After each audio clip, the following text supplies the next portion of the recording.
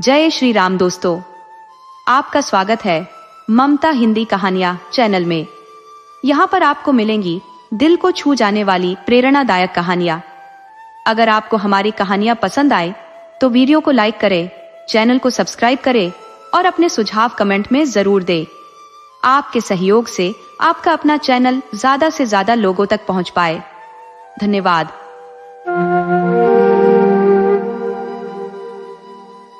मुंशी श्याम किशोर के दहलीज पर मुन्नू मेहतर ने झाड़ू लगाई, गुसल खाने को रगड़ रगड़ कर स्वच्छ कर दिया और फिर द्वार पर आकर गृह स्वामिनी से बोला, माँ जी, सब काम निपटा दिया है, आज कुछ खाने को मिल जाए हुजूर। देवी रानी ने बाहर आकर कहा, अभी तो तुम्हें महीने भर की पगार मिले 10 दिन भी नहीं बीते, इतनी जल्दी मांगने क्यों लगे? मुन्नू ने बड़ी विनम्रता से कहा, क्या करूं माँ जी, खर्चा ही नहीं संभलता, अकेला आदमी हूँ, घर देखूं या रोजगार पर ध्यान दूं?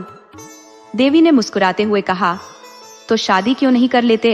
मुन्नू ने एक गहरी सांस लेते हुए कहा, हुजूर, शादी भी तो रुपए पैसे मांगती है, यहाँ 2 वक्त का खाना ही मुश्किल है, थैली कहाँ से लाऊं? देवी बोली, अभी तो तुम जवान हो, कब तक यूं अकेले रहोगे? मुन्नू ने विनीत स्वर में कहा, अगर हुजूर की कृपा बनी रहे तो कहीं न कहीं बात बन ही जाएगी, सरकार थोड़ी मदद कर देंगी तो काम हो जाएगा। देवी ने आश्वासन देते हुए कहा, हाँ हाँ, तुम ढंग से सब तय करो, जितना हो सकेगा मैं मदद कर दूंगी। मुन्नू ने श्रद्धा से कहा, हुजूर का स्वभाव बड़ा नेक है, आप तो इतनी फिक्र करती है, वरना दूसरे घरों की मालकिनें तो हाल तक नहीं पूछती। अल्लाह ने सरकार को जैसा चेहरा दिया है वैसा ही प्यारा दिल भी। सच कहूँ, हुजूर को देखकर भूख प्यास सब गायब हो जाती है, बड़े घरों की बीवियां भी आपकी बराबरी नहीं कर सकती। देवी ने हंसते हुए कहा, चल झूठे, मैं भला ऐसी कौन सी सुंदर हूँ? मुन्नू ने सिर झुकाते हुए कहा, अब सरकार से क्या कहूँ, बड़ी बड़ी खतरानियां देखी हैं, पर उनमें आपके जैसा आकर्षण कहाँ? देवी ने झोले से 1 रुपया निकालते हुए कहा, 1 रुपये में काम चल जाएगा? मुन्नू ने धीरे से कहा, हुजूर 2 रुपये दे दें तो अच्छा होगा। देवी ने 2 रुपये थमाते हुए कहा, अच्छा ये लो और अब जाओ। मुन्नू ने हाथ जोड़कर कहा, जाता हूँ सरकार, लेकिन हुजूर नाराज ना हो तो एक सवाल पूछूं? देवी ने कहा, क्या पूछना है? जल्दी पूछो, मुझे चूल्हा जलाना है। मुन्नू ने झिझकते हुए कहा, तो सरकार जाए फिर कभी पूछ लूंगा। देवी ने जिज्ञासा से कहा, नहीं नहीं, अभी पूछ लो, ऐसी कोई जल्दी नहीं। मुन्नू ने धीमे स्वर में पूछा, क्या दाल मंडी में हुजूर के कोई रिश्तेदार रहते हैं? देवी ने अचंभित होकर कहा, नहीं, वहां हमारा कोई नहीं रहता। मुन्नू ने थोड़ा हिचकते हुए कहा, तो शायद कोई परिचित होगा, अक्सर हुजूर को एक कोठे से उतरते देखा है। देवी ने क्षुब्ध स्वर में कहा, दाल मंडी तो रंडियों का इलाका है। मुन्नू, हाँ सरकार, रंडिया बहुत है यहाँ, लेकिन सरकार तो सीधे साधे आदमी मालूम होते हैं, यहाँ रात को देर से तो नहीं आते। देवी, नहीं, शाम से पहले ही आ जाते हैं और फिर कहीं नहीं जाते। हाँ, कभी कभी लाइब्रेरी अलबत्ता जाते हैं। मुन्नू, बस बस, यही बात है हुजूर, मौका मिले तो इशारे से समझा दीजिएगा सरकार कि रात को उधर न जाया करें। आदमी का दिल कितना ही साफ हो, लेकिन देखने वाले तो शक करने लगते हैं। इतने में ही बाबू श्याम किशोर आ गए। मुन्नू ने उन्हें सलाम किया, बाल्टी उठाई और चलता हुआ। श्याम किशोर ने पूछा, मुन्नू क्या कह रहा था? देवी, कुछ नहीं, अपने दुखड़े रो रहा था, खाने को मांगता था, 2 रुपये दे दिए हैं, बातचीत बड़े ढंग से करता है। श्याम, तुम्हें तो बातें करने का मरज है, और कोई नहीं तो मेहतर ही सही, इस बुतने से न जाने तुम कैसे बात करती हो। देवी, मुझे उसकी सूरत लेकर क्या करना है, गरीब आदमी है, अपना 2 हाक सुनाने लगता है तो कैसे न सुनो। बाबू साहब ने बेले का गजरा रूमाल से निकाल देवी के गले में डाल दिया, किंतु देवी के मुख पर प्रसन्नता का कोई चिन्ह न दिखाई दिया। तिरछी निगाहों देखकर बोली, आप आजकल दाल मंडी की सैर बहुत किया करते हैं? श्याम, कौन? मैं। देवी, जी हाँ, तुम मुझसे तो लाइब्रेरी का बहाना करके जाते हो और वहां जलसे होते हैं। श्याम, बिल्कुल झूठ, 16 आने झूठ, तुमसे कौन कहता था? यही मुन्नू। देवी, मुन्नू ने मुझसे कुछ नहीं कहा, पर मुझे तुम्हारी टोह मिलती रहती है। श्याम, तुम मेरी तोह मत लिया करो। शक करने से आदमी शक्की हो जाता है और तब बड़े बड़े अनर्थ हो जाते हैं। भला मैं दाल मंडी क्यों जाने लगा? तुमसे बढ़कर दाल मंडी में और कौन है? मैं तो तुम्हारी इन मद भरी आंखों का आशिक हूँ। अगर अप्सरा भी सामने आ जाए तो भी आंख उठाकर न देखूं। आज शारदा कहाँ है? देवी नीचे खेलने चली गई है। श्याम, नीचे मत जाने दिया करो। एक के मोटरें बघिया दौड़ती रहती हैं, न जाने कब क्या हो जाए। आज ही अर्दली बाजार में एक वारदात हो गई। 3 लड़के एक साथ दब गए। देवी, 3 लड़के? बड़ा गजब हो गया। किसकी मोटर थी? श्याम, इसका अभी तक पता नहीं चला। ईश्वर जानता है, तुम्हें यह गजरा बहुत खिल रहा है। देवी मुस्कुराकर, चलो बातें न बनाओ। तीसरे दिन मुन्नू ने देवी से कहा, सरकार, एक जगह सगाई ठीक हो रही है, देखिए कॉल से फिर न जाइएगा, मुझे आपका बड़ा भरोसा है। देवी, देख ली औरत कैसी है? मुन्नू, सरकार जैसी तकदीर में है वैसी है। घर की रोटियां तो मिलेंगी, नहीं तो अपने हाथों ठोकना पड़ता था। है क्या कि मिजाज की सीधी है। हमारे जात की औरतें बड़ी चंचल होती हैं हुजूर, सैकड़े पीछे एक भी पाक न मिलेगी। देवी, मेहतर लोग अपनी औरतों को कुछ कहते नहीं। मुन्नू, क्या कहे हुजूर? डरते हैं कि कहीं अपने आसना से चुगली खाकर हमारी नौकरी चाकरी न छुड़ा दे। मेहतरानियों पर बाबू साहबों की बहुत निगाह रहती है सरकार। देवी हंसकर, चल झूठे, बाबू साहबों की औरतें क्या मेहतरानियों से भी गई गुजरी होती है? मुन्नू, अब सरकार कुछ न कहलाए, हुजूर को छोड़कर और तो कोई ऐसी बबुआई नहीं देखता जिसका कोई बखान करे। बहुत ही छोटा आदमी हूँ सरकार, पर बबुआइनों की तरह मेरी औरत होती तो उससे बोलने को जी न चाहता। हुजूर के चेहरे मोहरे की कोई औरत मैंने तो नहीं देखी। देवी, चल झूठे, इतनी खुशामद करना किससे सीखा? मुन्नू, खुशामद नहीं करता सरकार, सच्ची बात कहता हूँ। हुजूर एक दिन खिड़की के सामने खड़ी थी। रजा मियाँ की निगाह आप पर पड़ गई। जूते की बड़ी दुकान है उनकी। अल्लाह ने जैसे धन दिया है वैसा ही दिल भी। आपको देखते ही आंखें नीचे कर ली। आज बातों बातों में हुजूर की सकल सूरत को सराहने लगे। मैंने कहा, जैसी सूरत है वैसा सरकार को अल्लाह ने दिल भी दिया है। देवी, अच्छा वह लंबा सा सांवले रंग का जवान है? मुन्नू, हाँ हुजूर वही। मुझसे कहने लगे कि किसी तरह एक बार फिर उन्हें देख पाता, लेकिन मैंने डॉट कर कहा, खबरदार मियाँ, जो मुझसे ऐसी बातें की वहां तुम्हारी दाल न गलेगी। देवी, तुमने बहुत अच्छा किया। निगोड़े की आंख फूट जाए, जब इधर से जाता है खिड़की की ओर उसकी निगाह रहती है। कह देना इधर भूल कर भी न ताके। मुन्नू, कह दिया है हुजूर, हुक्म हो तो चलूं?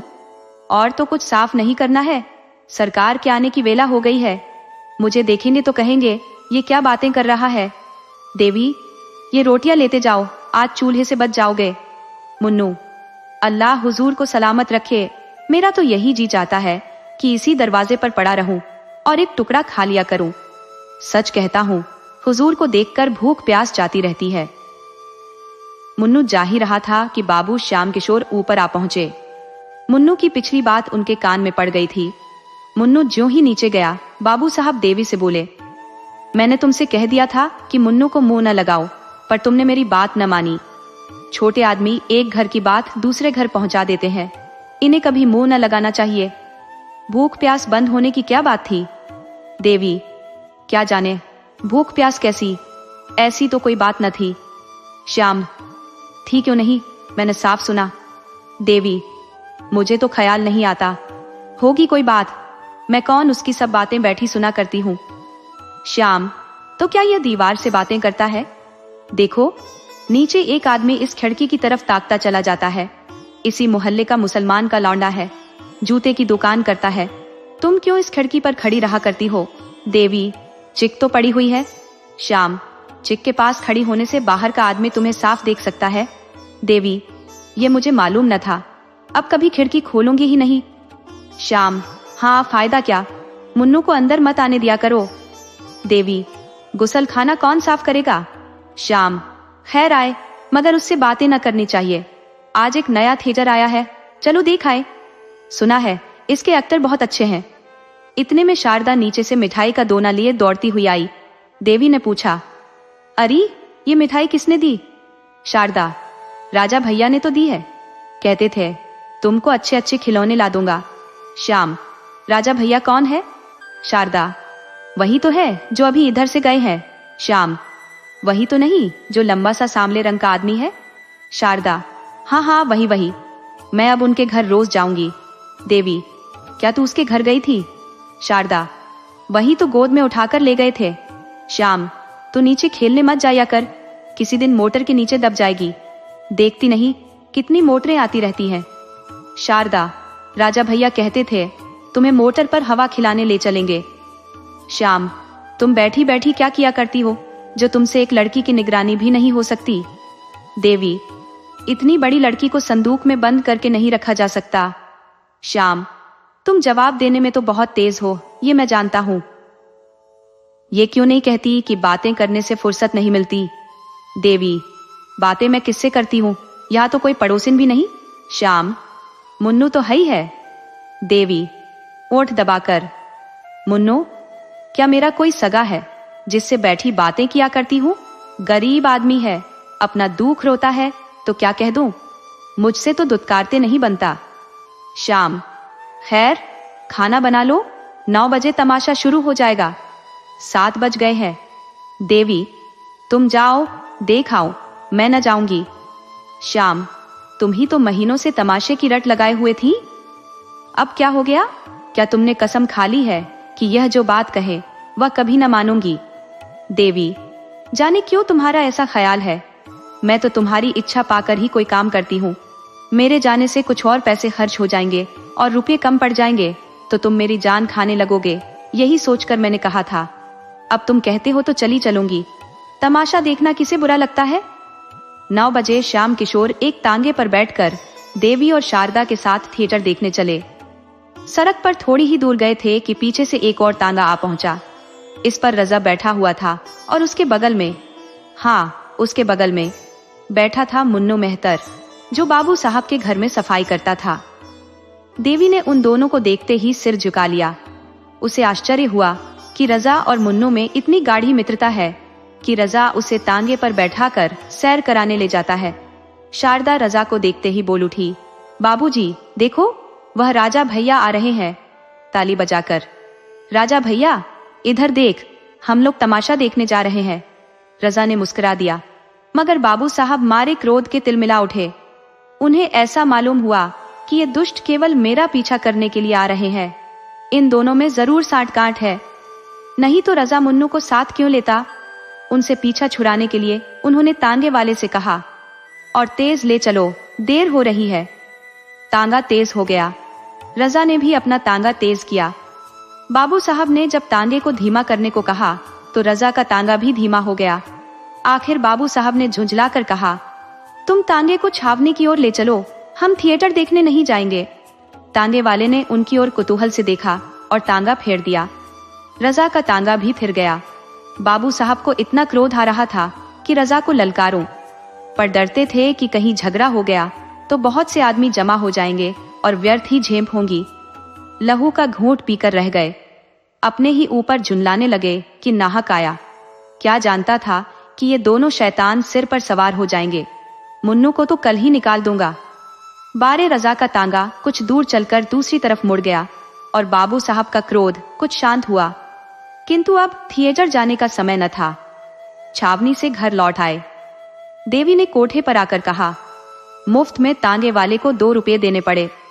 श्याम किशोर ने उसकी ओर रक्त शोषक दृष्टि से देखकर कहा, और मुन्नू से बातें करो और खिड़की पर खड़ी हो होकर रजा को छवि दिखाओ। तुम न जाने क्या करने पर तुली हुई हो। देवी, ऐसी बातें मुंह से निकालते तुम्हें शर्म नहीं आती? तुम मेरा व्यर्थ ही अपमान करते हो, इसका फल अच्छा न होगा। मैं किसी मर्द को तुम्हारे पैरों की धूल के बराबर भी नहीं समझती। उस अभागे मेहतर की क्या हकीकत है? तुम मुझे इतनी नीच समझते हो? श्याम, नहीं, मैं तुम्हें इतनी नीच नहीं समझता, मगर बेसमझ जरूर समझता हूँ। तुम्हें इस बदमाश को कभी मुंह न लगाना चाहिए था। अब तो तुम्हें मालूम हो गया कि वह छटा हुआ शोहदा है, या अब भी कुछ शक है? देवी, मैं उसे कल ही निकाल दूंगी। मुंशी जी लेते, पर चित्त अशांत था। वह दिन भर दफ्तर में रहते थे। क्या जान सकते थे कि उनके पीछे देवी क्या करती है? वह यह जानते थे कि देवी पतिव्रता है, पर यह भी जानते थे कि अपनी छवि दिखाने का सुंदरियों को मर्ज होता है। देवी जरूर बन ठन कर खिड़की पर खड़ी होती है और मोहल्ले के शोहदे उसको देख देख कर मन में न जाने क्या क्या कल्पना करते होंगे। इस व्यापार को बंद कराना उन्हें अपने काबू से बाहर मालूम होता था। शोहदे वशीकरण की कला में निपुण होते हैं। ईश्वर न करे इन बदमाशों की निगाह किसी भले घर की बहू बेटी पर पड़े। इनसे पिंड कैसे छुड़ाऊं? बहुत सोचने के बाद अंत में उन्होंने वह मकान छोड़ देने का निश्चय किया। इसके सिवा उन्हें दूसरा कोई उपाय न सूझा। देवी से बोले, कहो तो यह घर छोड़ दूं। इन शोहदों के बीच में रहने से आबरू बिगड़ने का भय है। देवी ने आपत्ति के भाव से कहा, जैसी तुम्हारी इच्छा श्याम, आखिर तुम ही कोई उपाय बताओ। देवी, मैं कौन सा उपाय बताऊं और किस बात का उपाय? मुझे तो घर छोड़ने की कोई जरूरत नहीं मालूम होती। 1-2 नहीं, 1,00,000-2 लाख शोहदे हों तो क्या? कुत्तों के भूखने के भय से भला कोई अपना मकान छोड़ देता है? श्याम, कभी कभी कुत्ते काट भी लेते हैं। देवी ने इसका कोई जवाब न दिया और तर्क करने से पति की दुश्चिंताओं के बढ़ जाने का भय था। यह शक्की तो है ही, न जाने उसका क्या आशय समझ बैठे। तीसरे ही दिन श्याम बाबू ने वह मकान छोड़ दिया। इस नए मकान में आने के 1 सप्ताह पीछे एक दिन मुन्नू सिर में पट्टी बांध लाठी से टेकता हुआ आया और आवाज दी। देवी उसकी आवाज पहचान गई, पर उसे दुत्कारा नहीं। जाकर किवाड़ खोल दिए। पुराने घर के समाचार जानने के लिए उसका चित्त लालायित हो रहा था। मुन्नू ने अंदर आकर कहा, सरकार, जब से आपने वह मकान छोड़ दिया, कसम ले लीजिए जो उधर एक बार भी गया हूं, उस घर को देखकर रोना आने लगता है। मेरा भी जी चाहता है कि इसी महल्ले में आऊं। पागलों की तरह इधर उधर मारा मारा फिरा करता हूं। सरकार, किसी काम में जी नहीं लगता, बस हर घड़ी आप ही की याद आती रहती है। हुजूर जितनी परवरिश करती थी उतनी अब कौन करेगा? ये मकान तो बहुत छोटा है। देवी, तुम्हारे ही कारण तो वह मकान छोड़ना पड़ा। मुन्नू, मेरे कारण? मुझसे कौन सी खता हुई सरकार? देवी, तुम ही तो तांगे पर रजा के साथ बैठे मेरे पीछे पीछे आ रहे थे। ऐसे आदमी पर आदमी का शक होता ही है। मुन्नू, अरे सरकार, उस दिन की बात न पूछिए। रजा मियाँ को एक वकील साहब से मिलने जाना था। वह छावनी में रहते थे। मुझे भी साथ बिठा लिया। उनका साइज कहीं गया हुआ था। मारे लिहाज के आपके तांगे के आगे न निकलते थे। सरकार उसे शोहदा कहती है। उसका सा भला आदमी महल्ले भर में नहीं है। 5 वक्त की नमाज पढ़ता है हुजूर, 30 रोजे रखता है। घर में बीवी बच्चे सभी मौजूद हैं। क्या मजाल की किसी पर बद निगाह हो? देवी, खैर होगा, तुम्हारे सिर में पट्टी क्यों बंधी है? मुन्नू, इसका माजरा न पूछिए हुजूर। आपकी बुराई करते किसी को देखता हूँ तो बदन में आग लग जाती है। दरवाजे पर जो हलवाई रहता था कहने लगा, मेरे कुछ पैसे बाबूजी पर आते हैं। मैंने कहा, वह ऐसे आदमी नहीं है कि तुम्हारे पैसे हजम कर जाते। बस हुजूर, इसी बात पर तकरार हो गई। मैं तो दुकान के नीचे नाली धो रहा था। वह ऊपर से कूद कर आया और मुझे धकेल दिया। तब बेखबर खड़ा था। चारों खाने चित्त सड़क पर गिर पड़ा। चोट तो आई, मगर मैंने भी दुकान के सामने बच्चा को इतनी गालियां सुनाई कि याद ही करते होंगे। अब घाव अच्छा हो रहा है हुजूर।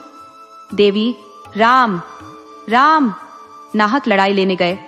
सीधी सी बात तो थी, कह देते तुम्हारे पैसे आते हैं तो जाकर मांग लाओ। है शहर ही में, दूसरे देश में तो नहीं भाग गए। मुन्नू, हुजूर, आपकी बुराई सुन के नहीं रहा जाता। फिर चाहे वह अपने घर लाट ही क्यों ना हो, भिड़ पड़ूंगा। वह महाजन होगा तो अपने घर का होगा। यहाँ कौन उसका दिया खाते हैं? देवी, उस घर में अभी कोई आया कि नहीं?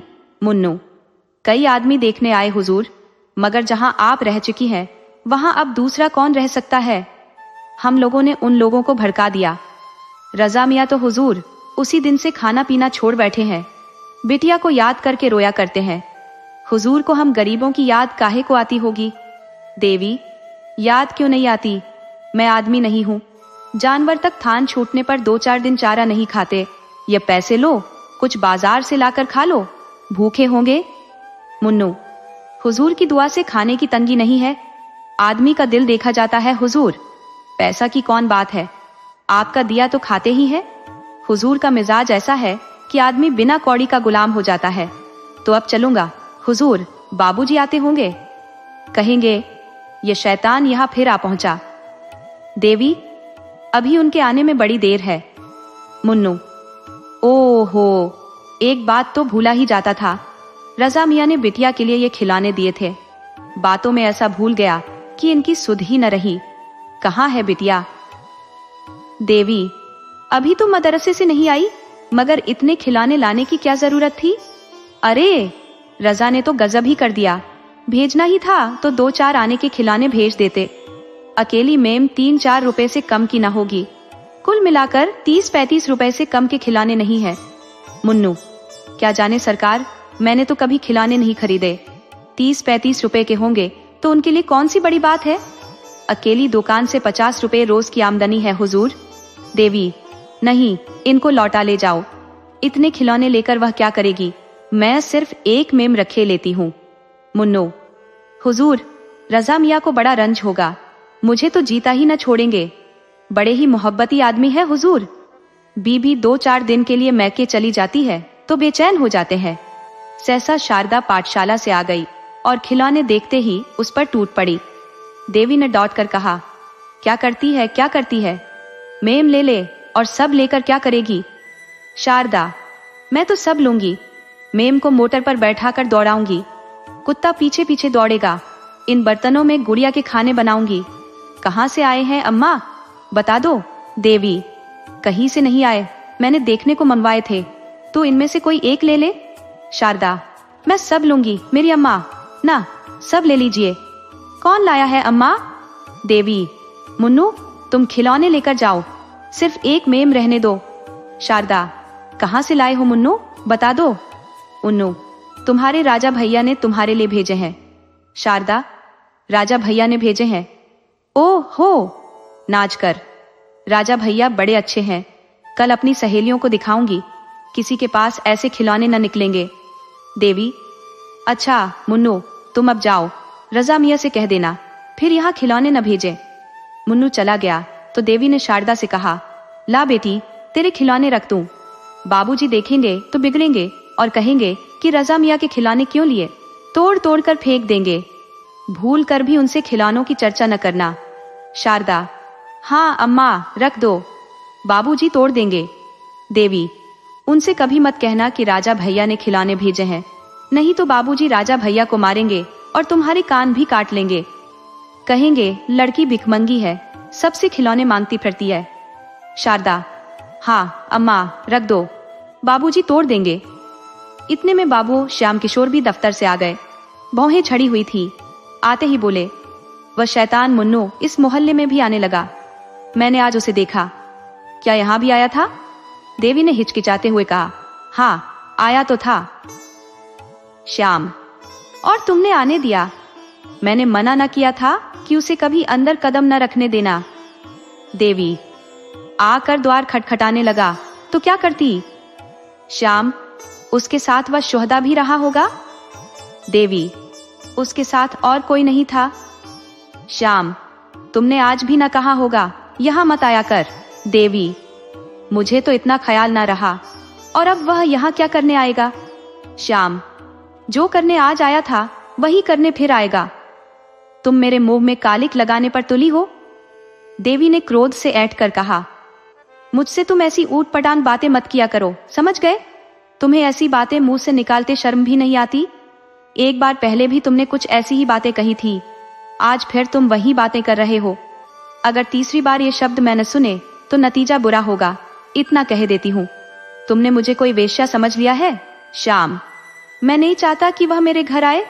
देवी, तो मना क्यों नहीं कर देते, मैं तुम्हें रोकती हूँ। श्याम, तुम क्यों नहीं मना कर देती? देवी, तुम्हें कहते क्या शर्म आती है? श्याम, मेरा मना करना व्यर्थ है। मेरे मना करने पर भी तुम्हारी इच्छा पाकर उसका आना जाना होता रहेगा। देवी ने ओठ चबाकर कहा, अच्छा, अगर वह आता ही रहे तो क्या हानि है? मेहतर सभी घरों में आया जाया करते हैं। श्याम, अगर मैंने मुन्नू को कभी अपने द्वार पर फिर देखा तो तुम्हारी कुशल नहीं, इतना समझाई देता हूँ। यह कहते हुए श्याम किशोर नीचे चले गए और देवी स्तंभित खड़ी रह गई। तब उसका हृदय इस अपमान लांछन और अविश्वास के आघात से पीड़ित हो उठा। वह फूट फूट कर रोने लगी। उसको सबसे बड़ी चोट जिस बात से लगी वह यह थी कि मेरे पति मुझे इतनी नीच, इतनी निर्लज्ज समझते हैं। जो काम वेश्या भी न करेगी उसका संदेह मुझ पर कर रहे हैं। श्याम किशोर के आते ही शारदा अपने खिलौने उठाकर भाग गई थी कि कहीं बाबूजी तोड़ न डाले। नीचे जाकर वह सोचने लगी कि इन्हें कहाँ छिपाकर रखूं। वह इसी सोच में थी कि उसकी एक सहेली आंगन में आ गई। शारदा उसे अपने खिलौने दिखाने के लिए आतुर हो गई। इस प्रलोभन को वह किसी तरह न रोक सकी। अभी तो बाबूजी ऊपर है, कौन इतनी जल्दी आए जाते हैं, तब तक क्यों न सहेली को अपने खिलौने दिखा दूं। उसने सहेली को बुला लिया और दोनों नए खिलौने देखने में मग्न हो गई कि बाबू श्याम किशोर के नीचे आने की भी उन्हें खबर न हुई। श्याम किशोर खिलौने देखते ही झपट कर शारदा के पास जा पहुंचे और पूछा, तूने ये खिलौने कहाँ पाए? शारदा की घिघी बंधा गई, मारे भय के थर थर कांपने लगी। मुंह से एक शब्द भी न निकला। श्याम किशोर ने फिर गरज कर पूछा, बोलती क्यों नहीं, तुझे किसने खिलौने दिए? शारदा रोने लगी। तब श्याम किशोर ने उसे फुसलाकर कहा, रो मत, हम तुझे मारेंगे नहीं, तुझसे इतना ही पूछते हैं, तूने ऐसे सुंदर खिलौने कहाँ पाए? इस तरह 2-4 बार दिलासा देने से शारदा को कुछ धैर्य बंधा। उसने सारी कथा कह सुनाई। हाँ, अनर्थ, इससे कहीं अच्छा होता कि शारदा मौन ही रहती। उसका गूंगी हो जाना भी इससे अच्छा था। देवी कोई बहाना करके बला सिर से टाल देती, पर होनहार को कौन टाल सकता है। श्याम किशोर के रोम रोम से ज्वाला निकलने लगी। खिलौने वहीं छोड़कर वह धम धम करते हुए ऊपर गए और देवी के कंधों दोनों हाथों से झरझोड़ कर बोले, तुम्हें इस घर में रहना है या नहीं, साफ साफ कह दो। देवी अभी तक खड़ी सिसकियां ले रही थी। यह निर्मम प्रश्न सुनकर उसके आंसू गायब हो गए। किसी भारी विपत्ति की आशंका ने इस हल्के से आघात को भुला दिया, जैसे घातक की तलवार देखकर कोई प्राणी रोग शैया से उठकर भागे। श्याम किशोर की ओर भयातुर नेत्रों से देखा, पर मुंह से कुछ न बोली। उसका एक एक रोम मौन भाषा में पूछ रहा था। इस प्रश्न का क्या मतलब है? श्याम किशोर ने फिर कहा, तुम्हारी जो इच्छा हो साफ साफ कह दो। अगर मेरे साथ रहते रहते तुम्हारा जी ऊब गया हो तो तुम्हें अख्तियार है। मैं तुम्हें कैद करके नहीं रखना चाहता। मेरे साथ तुम्हें छल कपट करने की जरूरत नहीं। मैं सहर्ष तुम्हें विदा करने को तैयार हूं। जब तुमने मन में एक बात निश्चय कर ली तो मैंने भी निश्चय कर लिया। तुम इस घर में अब नहीं रह सकती, रहने के योग्य नहीं हो। देवी ने आवाज संभाल कर कहा, तुम्हें आजकल क्या हो गया है जो हर वक्त जहर उगलते रहते हो? अगर मुझसे जी ऊब गया है तो जहर दे दो। जला जलाकर क्यों जान मारते हो? मेहतर से बातें करना तो ऐसा अपराध न था। जब उसने आकर पुकारा तो मैंने द्वार खोल दिया। अगर मैं जानती कि जरा सी बात का बतंगड़ हो जाएगा तो उसे दूर ही से दुत्कार देती। श्याम जी चाहता है तालू से जबान खींच लूं। बातें होने लगी, इशारे होने लगे, तोहफे आने लगे। अब बाकी क्या रहा? देवी, क्यों नाहक घाव पर नमक छिड़कते हो? एक अबला की जान लेकर कुछ पा न जाओगे। श्याम, मैं झूठ कहता हूं? देवी, हाँ झूठ कहते हो। श्याम, ये खिलौने कहां से आए? देवी का कलेजा ढाक से हो गया। कातो तो बदन में लहू नहीं। समझ गई, इस वक्त ग्रह बिगड़े हुए हैं, सर्वनाश के सभी संयोग मिलते जाते हैं। ये निगोड़े खिलौने न जाने किस बुरी साइट में आए। मैंने लिए ही क्यों, उसी वक्त लौटा क्यों न दिए? बात बनाकर बोली, आग लगे वही खिलौने तोहफे हो गए। बच्चों को कोई कैसे रोके, किसी की मानते हैं? कहती रही मत ले, मगर न मानी तो मैं क्या करती? हाँ, ये जानती कि इन खिलौनों पर मेरी जान मारी जाएगी तो जबरदस्ती छीन कर फेंक देती। श्याम, इनके साथ और कौन कौन सी चीजें आई है? भला चाहती हो तो अभी लाओ। देवी, जो कुछ आया होगा इसी घर ही में होगा। देख क्यों नहीं लेते? इतना बड़ा घर भी नहीं है कि 4 दिन देखते लग जाए। श्याम, मुझे इतनी फुर्सत नहीं है। खैरियत इसी में है कि जो चीजें आई हो लाकर मेरे सामने रख दो। ये तो हो नहीं सकता कि लड़की के लिए खिलाने आए और तुम्हारे लिए कोई सौगात ना आए। तुम भरी गंगा में कसम खाओ तो भी मुझे विश्वास ना आएगा। देवी, तो घर में देख क्यों नहीं लेते? श्याम किशोर ने घूसा तान कर कहा, कह दिया मुझे फुर्सत नहीं है। सीधे से सारी चीजें ला कर रख दो, नहीं तो इसी दम गला दबाकर मार डालूंगा। देवी, मारना हो तो मार डालो, जो चीजें आई ही नहीं उन्हें मैं दिखा कहां से दूं। श्याम किशोर ने क्रोध से उन्मत्त होकर देवी को इतनी जोर से धक्का दिया कि चारों खाने चित जमीन पर गिर पड़ी। तब उसके गले पर हाथ रखकर बोले, दबा दूं गला, न दिखलाएगी तू उन चीजों को। देवी, जो अरमान हो पूरे कर लो। श्याम, खून पी जाऊंगा, तूने समझा क्या है। देवी, अगर दिल की प्यास बुझती हो तो पी जाओ। श्याम, फिर तो उस मेहतर से बातें ना करोगी। अगर अब कभी मुन्नू या उस शोहदे को द्वार पर देखा तो गला काट लूंगा। ये कहकर बाबूजी ने देवी को छोड़ दिया और बाहर चले गए। लेकिन देवी उसी दशा में बड़ी देर तक पड़ी रही। उसके मन में इस समय पति प्रेम की मर्यादा रक्षा का लेश भी न था। उसका अंतःकरण प्रतिकार के लिए विकल हो रहा था। इस वक्त अगर वह सुनती कि श्याम किशोर को किसी ने बाजार में जूते से पीटा तो कदाचित वह खुश होती।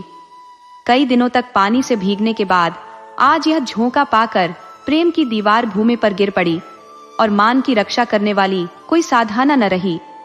आज केवल संकोच और लोक लाज की हल्की सी रस्सी रह गई है जो एक झटके में टूट सकती है। श्याम किशोर बाहर चले गए तो शारदा भी अपने खिलौने लिए हुए घर से बाहर निकली। बाबूजी खिलौनों को देखकर कुछ बोले नहीं तो अब उसे किसकी चिंता और किसका भय। अब वह क्यों ना अपनी सहेलियों को खिलौने दिखाए। सड़क के उस पार एक हलवाई का मकान था। हलवाई की लड़की अपने द्वार पर खड़ी थी। शारदा उसे खिलौने दिखाने चली। बीच में सड़क थी, सवारी गाड़ियों और मोटरों का तांता बंधा हुआ। शारदा को अपनी धुन में किसी बात का ध्यान न रहा। बालोचित उत्सुकता से भरी हुई वह खिलौने लिए दौड़ी। वह क्या जानती थी कि मृत्यु भी उसी तरह प्राणों का खिलौना खेलने के लिए दौड़ी आ रही है। सामने एक मोटर आती हुई दिखाई दी। दूसरी ओर से एक बग्घी आ रही थी। शारदा ने चाहा दौड़कर उस पार निकल जाए। मोटर ने बिगुल बजाया। शारदा ने जोर मारा कि सामने से निकल जाए, पर होनहार को कौन टालता। मोटर बालिका को रौंदती हुई चली गई। सड़क पर एक मांस की लोथ पड़ी रह गई। खिलौने ज्यों के त्यों थे, उनमें से एक भी न टूटा था। खिलौने रह गए, खेलने वाला चला गया। दोनों में कौन स्थायी है और कौन अस्थायी, इसका फैसला कौन करे। चारों ओर से लोग दौड़ पड़े। अरे, ये तो बाबूजी की लड़की है जो ऊपर वाले मकान में रहते हैं। लोथ कौन उठाए। एक आदमी ने लपक कर द्वार पर पुकारा, बाबूजी, आपकी लड़की तो सड़क पर नहीं खेल रही थी, जरा नीचे तो आ जाइए। देवी ने छज्जे पर खड़े होकर सड़क की ओर देखा तो शारदा की लोथ पड़ी हुई थी।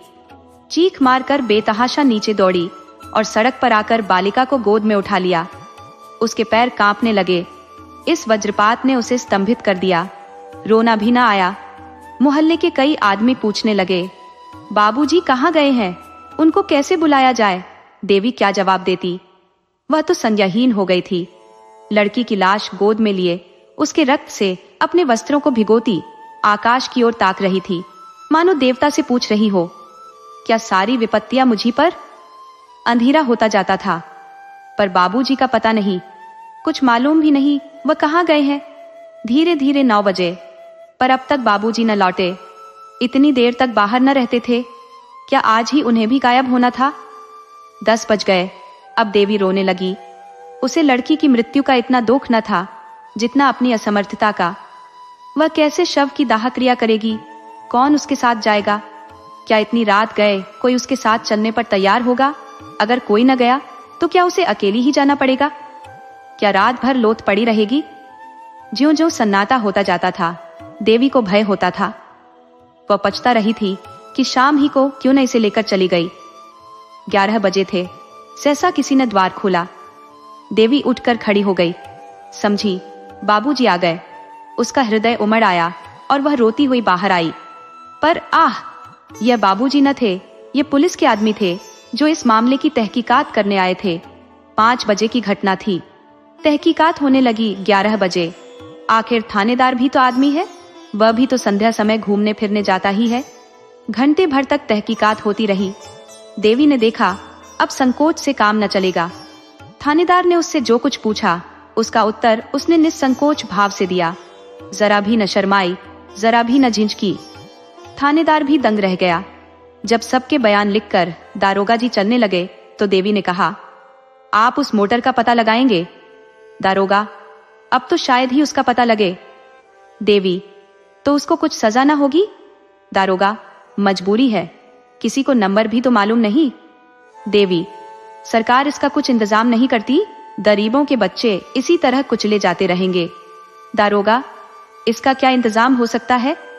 मोटरें तो बंद नहीं हो सकती। देवी, कम से कम पुलिस वालों को यह तो देखना चाहिए कि शहर में कोई बहुत तेज ना चलाए। मगर आप लोग ऐसा क्यों करने लगे? आपके अफसर भी तो मोटरों पर बैठते हैं। आप उनकी मोटरें रोकेंगे तो नौकरी कैसे रहेगी? थानेदार लज्जित हो चला गया।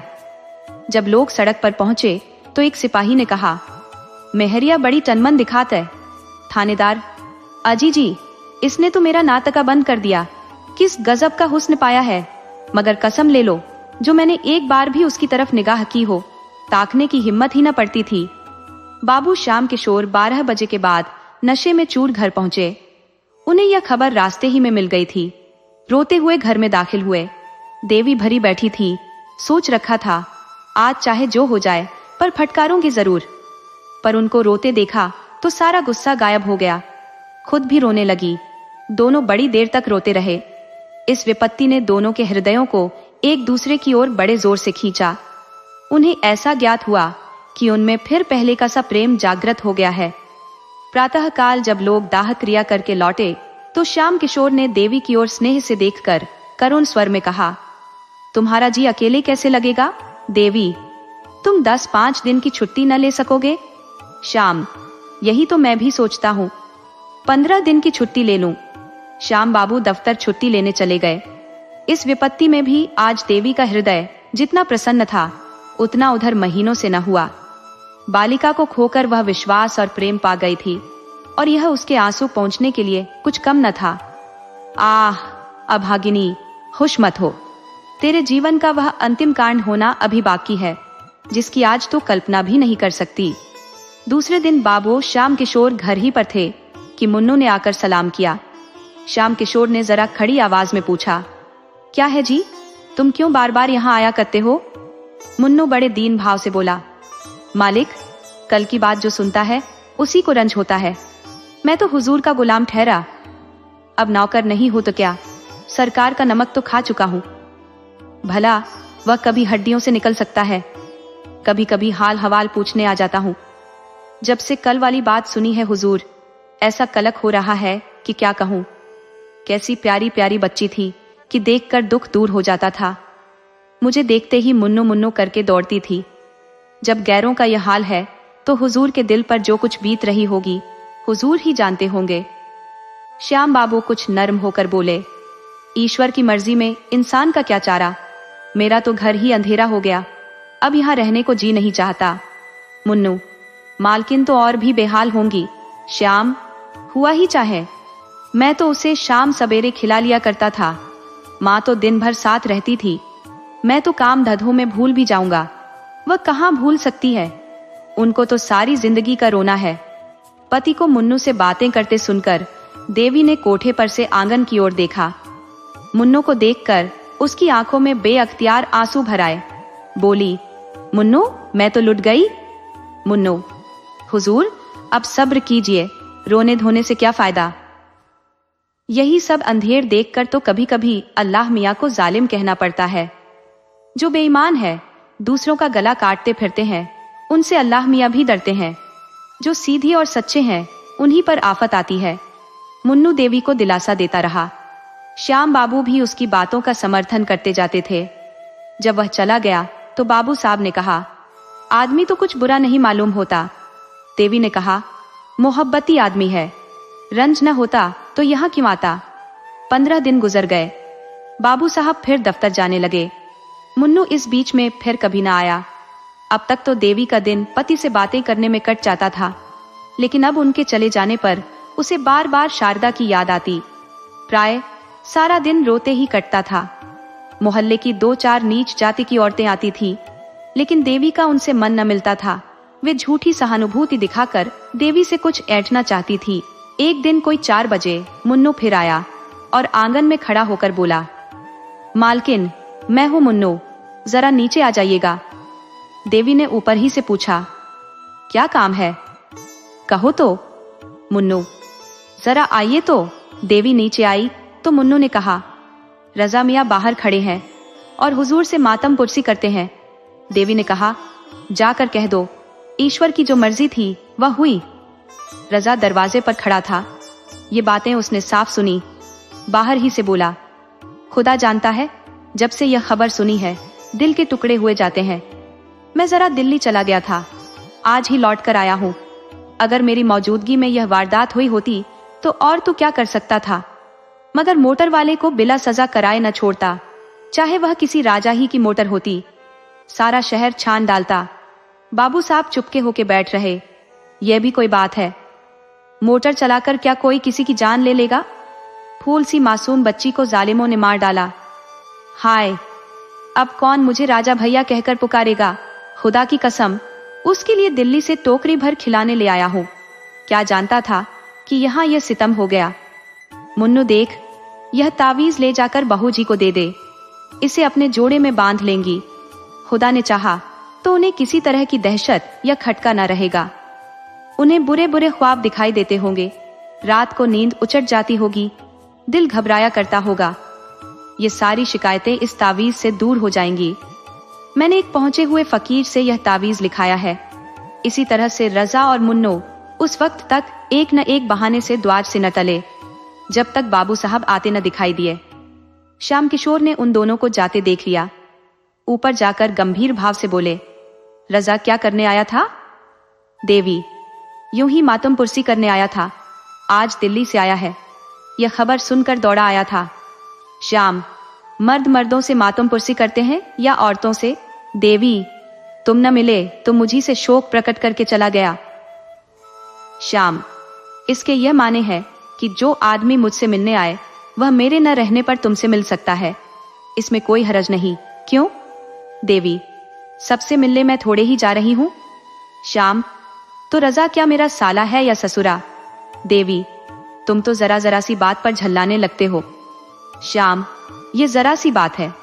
एक भले घर की स्त्री एक शोहदे से बातें करे, ये जरा सी बात है? तो बड़ी सी बात किसे कहते हैं? यह जरा सी बात नहीं है कि यदि मैं तुम्हारी गर्दन घोंट दूं तो भी मुझे पाप न लगेगा। देखता हूं फिर तुमने वही रंग पकड़ा। इतनी बड़ी सजा पाकर भी तुम्हारी आंखें नहीं खुली। अब की क्या मुझे ले बीतना चाहती हो? देवी सन्नाटे में आ गई। एक तो लड़की का शोक, उस पर यह अपशब्दों की बौछार और भीषण आक्षेप। उसके सिर में चक्कर सा आ गया। बैठकर रोने लगी। इस जीवन से तो मौत कहीं अच्छी। केवल यही शब्द उसके मुंह से निकले। बाबू साहब गरज कर बोले, यही होगा, मत घबराओ, मत घबराओ, यही होगा। तुम मरना चाहती हो तो मुझे भी तुम्हारे अमर होने की आकांक्षा नहीं है। जितनी जल्द तुम्हारे जीवन का अंत हो जाए उतना ही अच्छा। कुल में कलंक तो न लगेगा? देवी ने सिसकियां लेते हुए कहा, क्यों एक अबला पर इतना अन्याय करते हो? तुम्हें जरा भी दया नहीं आती? श्याम, मैं कहता हूं चुप रह। देवी, क्यों चुप रहूं? क्या किसी की जबान बंद कर दोगे? श्याम, फिर बोले जाती है, मैं उठकर सिर तोड़ दूंगा। देवी, क्यों सिर तोड़ दोगे? कोई जबरदस्ती है? श्याम, अच्छा तो बुला, देखे तेरा कौन हिमायती है। ये कहते हुए बाबू साहब झल्ला कर उठे और देवी को कई थप्पड़ और घूंसे लगा दिए, मगर वह न रोई, न चिल्लाई, न जबान से एक शब्द निकाला। केवल अर्थ शून्य नेत्रों से पति की ओर ताकती रही, मानो यह निश्चय करना चाहती थी कि यह आदमी है या कुछ और। जब श्याम किशोर मार पीट कर अलग खड़े हो गए तो देवी ने कहा, दिल के अरमान अभी न निकले हों तो और निकाल लो, फिर शायद यह अवसर न मिले। श्याम किशोर ने जवाब दिया, सिर काट लूंगा, सिर। तू है किस फेर में? ये कहते हुए नीचे चले गए। झटके के साथ किवाड़ खोले, धमाके केव साथ बंद किए और कहीं चले गए। अब देवी की आंखों से आंसू की नदी बहने लगी। रात के 10 बज गए पर श्याम किशोर घर न लौटे। रोते रोते देवी की आंखें सूज आईं। क्रोध में मधुर स्मृतियों का लोप हो जाता है। देवी को ऐसा ज्ञात होता है कि श्याम किशोर को उसके साथ कभी प्रेम ही न था। हाँ, कुछ दिनों वह उसका मुंह अवश्य जोहते रहते थे, लेकिन वह बनावटी प्रेम था। उसके यौवन का आनंद लूटने ही के लिए उससे मीठी मीठी प्यार की बातें की जाती थी। उसे छाती से लगाया जाता था, उसे कलेजे पर सुलाया जाता था। वह सब दिखावा था, स्वांग था। उसे याद ही न आता था कि कभी उससे सच्चा प्रेम किया गया हो। अब वह रूप नहीं रहा, वह यौवन नहीं रहा, वह नवीनता नहीं रही। फिर उसके साथ क्यों न अत्याचार किए जाए। उसने सोचा, कुछ नहीं, अब इनका दिल मुझसे फिर गया है। नहीं तो क्या इस जरा सी बात पर यूं मुझ पर टूट पड़ते। कोई न कोई लांछन लगाकर मुझसे गला छुड़ाना चाहते हैं। यही बात है तो मैं क्यों इनकी रोटियां और इनकी मार खाने के लिए इस घर में पड़ी रहूं। जब प्रेम ही नहीं रहा तो मेरे यहाँ रहने को धिक्कार है। मैके में कुछ न सही, ये दुर्गति तो न होगी। इनकी यही इच्छा है तो यही सही। मैं भी समझ लूंगी कि विधवा हो गई। ज्यों-ज्यों रात गुजरती थी, देवी के प्राण सूखे जाते थे। उसे यह धड़का समाया हुआ था कि कहीं वह आकर फिर न मारपीट शुरू कर दे। कितने क्रोध में भरे हुए यहाँ से गए। वाह री तकदीर, अब मैं इतनी नीच हो गई कि मेहतरों से, जूते वालों से आशनाई करने लगी। इस भले आदमी को ऐसी बातें मुंह से निकालते शर्म भी नहीं आती। न जाने इनके मन में ऐसी बातें कैसे आती हैं। कुछ नहीं, ये स्वभाव के नीच, दिल के मैले, स्वार्थी आदमी है। नीचों के साथ नीच ही बनना चाहिए। मेरी भूल थी कि इतने दिनों से इनकी घुड़कियां सहती रही। जहां इज्जत नहीं, मर्यादा नहीं, प्रेम नहीं, विश्वास नहीं, वहां रहना बेहयाई है। कुछ मैं इनके हाथ बिक तो गई नहीं कि यह जो चाहे करे, मारे या काटे, पड़ी सहा करूं। सीता जैसी पत्नियां होती थी तो राम जैसे पति भी होते थे। देवी को ऐसी शंका होने लगी कि कहीं श्याम किशोर आते ही आते सचमुच उसका गला न दबा दे या छुरी भोंक दे। देवी ने कपड़ों की एक छोटी सी बकुची बांधी और सोचने लगी, यहाँ से कैसे निकलूं और फिर यहाँ से निकलकर जाऊं कहाँ। कहीं इस वक्त मुन्नू का पता लग जाता तो बड़ा काम निकलता। वह मुझे क्या मैके न पहुंचा देता। एक बार मैके पहुंच भर जाती, फिर तो लाला सिर पटक कर रह जाए, भूल कर भी ना आऊं। यह भी क्या याद करेंगे। रुपये क्यों छोड़ दूं जिसमें यह मजे से गुलछर्रे उड़ाए। मैंने ही तो काट छांट कर जमा किए हैं। इनकी कौन सी ऐसी बड़ी कमाई थी। खर्च करना चाहती तो कौड़ी न बचती। पैसा पैसा बचाती रहती थी। देवी ने जाकर नीचे के किवाड़ बंद कर दिए। फिर संदूक खोलकर अपने सारे जेवर और रुपए निकालकर बकुची में बांध लिए। सब के सब करेंसी नोट थे। विशेष बोझ भी न हुआ। एकाएक किसी ने सदर दरवाजे में जोर से धक्का मारा। देवी सहम उठी। ऊपर से झांक कर देखा, श्याम बाबू थे। उसकी हिम्मत न पड़ी कि जाकर द्वार खोल दे। फिर तो बाबू साहब ने इतने जोर से धक्के मारने शुरू किए मानो किवाड़ ही तोड़ डालेंगे। इस तरह द्वार खुलवाना ही उनके चित्त की दशा को साफ प्रकट कर रहा था। देवी शेर के मुंह में जाने का साहस न कर सकी। आखिर श्याम किशोर ने चिल्लाकर कहा, ओ डैम, किवाड़ खोल, ओ ब्लडी, किवाड़ खोल, अभी खोल। देवी की रही सही हिम्मत जाती रही। श्याम किशोर नशे में चूर थे। होश में शायद दया आ जाती, इसलिए शराब पी कर आए हैं। किवाड़ तो न खोलूंगी, चाहे तोड़ ही डालो। अब तुम मुझे इस घर में पाओगे ही नहीं, मारोगे कहां से। तुम्हें खूब पहचान गई। श्याम किशोर 15-20 मिनट तक शोर मचाने और किवाड़ हिलाने के बाद उल जलूल बकते चले गए। 2-4 पड़ोसियों ने फटकारें भी सुनाई। आप भी तो पढ़े लिखे आदमी होकर आधी रात को घर चलते हैं। नींद ही तो है, नहीं खुलती तो क्या कीजिएगा। जाइए, किसी यार दोस्त के घर लेट रहिए, सवेरे आइएगा। श्याम किशोर के जाते ही देवी ने बकुची उठाई और धीरे धीरे नीचे उतरी। जरा देर उसने कान लगाकर आहट ली कि कहीं श्याम किशोर खड़े तो नहीं है। जब विश्वास हो गया कि वह चले गए तो धीरे से द्वार खोला और बाहर निकल आई। उसे जरा भी क्षोभ, जरा भी दुख न था।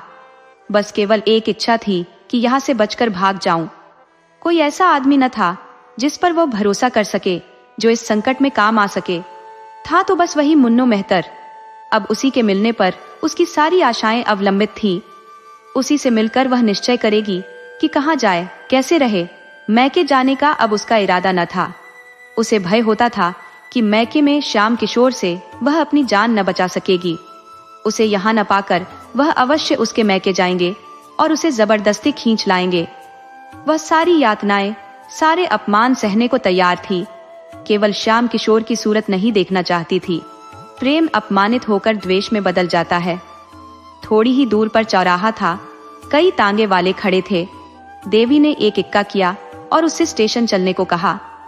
देवी ने रात स्टेशन पर काटी। प्रातःकाल उसने एक ताना किराए पर किया और पर्दे में बैठ चौक जा पहुंची। अभी दुकानें न खुली थी, लेकिन पूछने से रजा मियाँ का पता चल गया। उसकी दुकान पर एक लौंडा झाड़ू दे रहा था। देवी ने उसे बुलाकर कहा, जाकर रजा मियाँ से कह दे कि शारदा की अम्मा तुमसे मिलने आई है, अभी चलिए। 10 मिनट में रजा और मुन्नू आ पहुंचे। देवी ने सजल नेत्र होकर कहा, तुम लोगों के पीछे मुझे घर छोड़ना पड़ा। कल रात को तुम्हारा मेरे घर जाना गजब हो गया। जो कुछ हुआ वह फिर कहूंगी। मुझे कहीं एक घर दिला दो, घर ऐसा हो कि बाबू साहब को मेरा पता न मिले, नहीं तो वह मुझे जीती न छोड़ेंगे। रजा ने मुन्नू की ओर देखा, मानो कह रहा है, देखो चाल कैसी ठीक थी। देवी से बोला, आप निशा खातिर रहे, ऐसा घर दिला दूंगा कि बाबू साहब के बाबा साहब को भी पता न चलेगा। आपको किसी बात की तकलीफ ना होगी। हम आपके पसीने की जगह खून बहा देंगे। सच पूछो तो बहू जी, बाबू साहब आपके लायक थे नहीं। मुन्नू, कहाँ की बात भैया, आप रानी होने लायक है। मैं मालकिन से कहता था कि बाबूजी को दाल मंडी की हवा लग गई है, पर आप मानती ही न थी। आज रात ही को मैंने गुलाब जान के कोठे पर से उतरते देखा, नशे में चूर थे। देवी, झूठी बात, उनकी यह आदत नहीं। गुस्सा उन्हें जरूर बहुत है और गुस्से में आकर उन्हें नेक बद कुछ नहीं सूझता, लेकिन निगाह के बुरे नहीं। मुन्नू, हुजूर मानती ही नहीं तो क्या करूं? अच्छा कभी दिखा दूंगा तब तो मानिएगा। रजा, अभी दिखाना पीछे, इस वक्त आपको मेरे घर पहुंचा दे, ऊपर ले जाना। तब तक मैं एक मकान देखने जाता हूं, आपके लायक बहुत ही अच्छा है। देवी, तुम्हारे घर में बहुत सी औरतें होंगी। रजा, कोई नहीं है बहू जी, सिर्फ एक बुढ़िया मामी है। वह आपके लिए एक कहारिन बुला देगी, आपको किसी बात की तकलीफ ना होगी। मैं मकान देखने जा रहा हूँ। देवी, जरा बाबू साहब की तरफ भी होते आना, देखना घर आए कि नहीं। रजा, बाबू साहब से तो मुझे चिढ़ हो गई है, शायद नजर में आ जाई तो मेरी उनसे लड़ाई हो जाए। जो मर्द आप जैसी हुस्न की देवी की कदर नहीं कर सकता, वह आदमी नहीं। मुन्नू, बहुत ठीक कहते हो भैया, ऐसी शरीफजादी को न जाने किस मुंह से दौड़ते हैं। मुझे इतने दिन हुजूर की गुलामी करते हो गए, कभी एक बात न कही। रजा मकान देखने गया और तांगा रजा के घर की तरफ चला। देवी के मन में इस समय एक शंका का आभास हुआ, कहीं ये दोनों सचमुच शोहदे तो नहीं है। लेकिन कैसे मालूम हो? यह सत्य है कि देवी ने जीवन पर्यंत के लिए स्वामी का परित्याग किया था, पर इतनी ही देर में उसे कुछ पश्चाताप होने लगा था। अकेली एक घर में कैसे रहेगी, बैठी बैठी क्या करेगी, ये कुछ उसकी समझ में ना आता था। उसने दिल में कहा, क्यों ना घर लौट चलूं, ईश्वर करे वह अभी घर ना आए हो। मुन्नू से बोली, तुम जरा दौड़ कर देखो तो बाबूजी घर आए कि नहीं।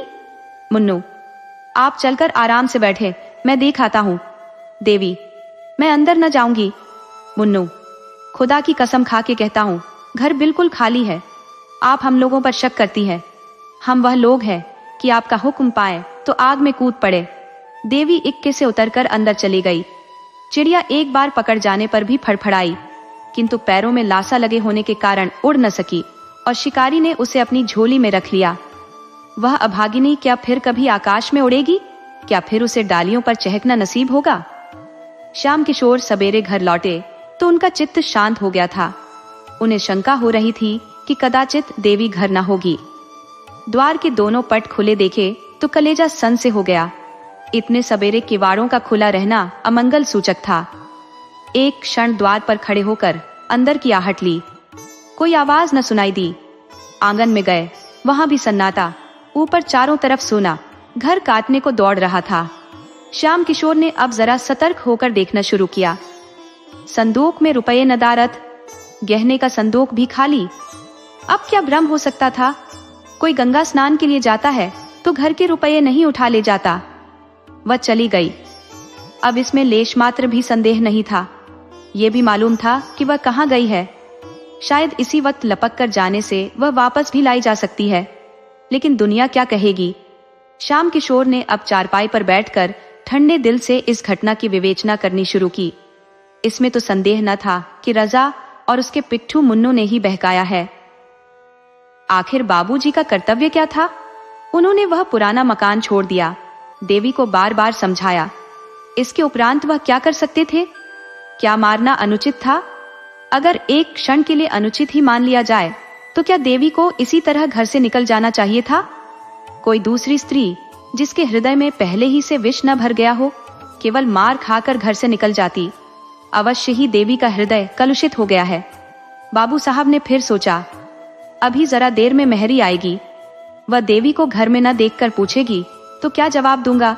दम के दम में सारे मोहल्ले में यह खबर फैल जाएगी। हाय भगवान, क्या करूं? श्याम किशोर के मन में इस वक्त जरा भी पश्चाताप, जरा भी दया न थी।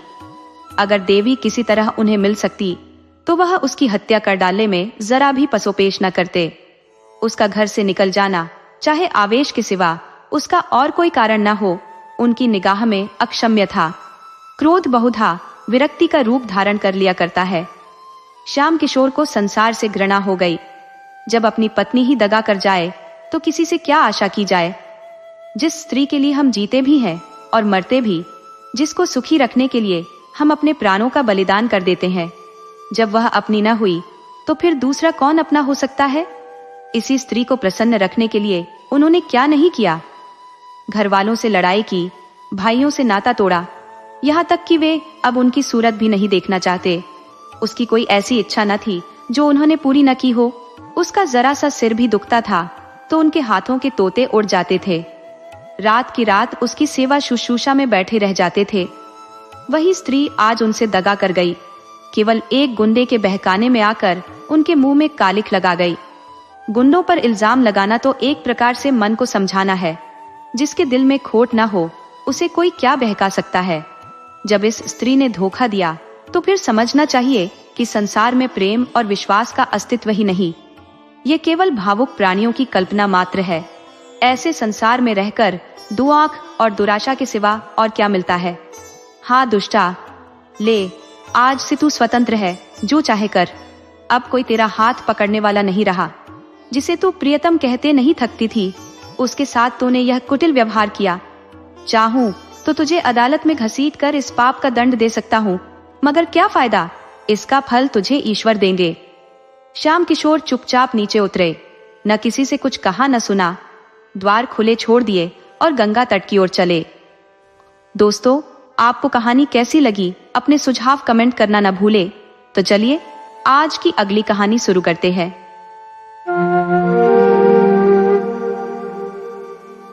दो सदियां गुजर चुकी है, परंतु चिंता देवी का नाम अभी भी जनमानस में अमिट है। बुंदेलखंड के एक बीहड़ और निर्जन स्थान में आज भी मंगलवार के दिन सहस्रों श्रद्धालु, स्त्री और पुरुष देवी की आराधना के लिए उमड़ पड़ते हैं। उस दिन यह सूना इलाका भक्तिपूर्ण गीतों की मधुर लहरियों से गूंज उठता है। पहाड़ियाओं और टीले रंग बिरंगे परिधानों में सजी रमणियों से आलोकित हो जाते हैं। देवी का मंदिर एक ऊंचे टीले पर स्थित है, जिसके कलश पर फहराती लाल पताका दूर से ही दृष्टिगोचर होती है। यह मंदिर इतना संकीर्ण है कि एक समय में केवल 2 व्यक्ति ही भीतर प्रवेश कर सकते हैं। मंदिर में कोई मूर्ति नहीं है, केवल एक छोटी सी वेदी स्थित है। मंदिर तक पहुंचने के लिए पत्थर की सीढ़ियां बनी है और भीड़ में किसी के गिरने से बचाने हेतु दोनों ओर मजबूत दीवारें खड़ी है। यहीं पर चिंता देवी ने सतीत्व की पराकाष्ठा को छुआ था, किंतु लोक परंपरा के विपरीत वह अपने पति के मृत शरीर के साथ चिता पर नहीं बैठी। उनके पति हाथ जोड़े उनके सम्मुख खड़े थे, किंतु उन्होंने उनकी ओर एक दृष्टि भी न डाली। वह अपने पति के शरीर के साथ नहीं, अपितु उनकी आत्मा के साथ सती हुई। उस चिता पर पति का शरीर नहीं था, केवल उसकी मर्यादा अग्नि में भस्म हो रही थी। यमुना के तट पर स्थित कालपी एक छोटा सा नगर है, जहां चिंता का जन्म हुआ। वह एक वीर बुंदेली योद्धा की संतान थी। बचपन में ही उनकी माता का निधन हो गया और उनका पालन पोषण उनके पिता के कंधों पर आ गया। उस समय युद्ध का माहौल था। योद्धाओं के पास अपनी कमर खोलने तक का समय नहीं होता।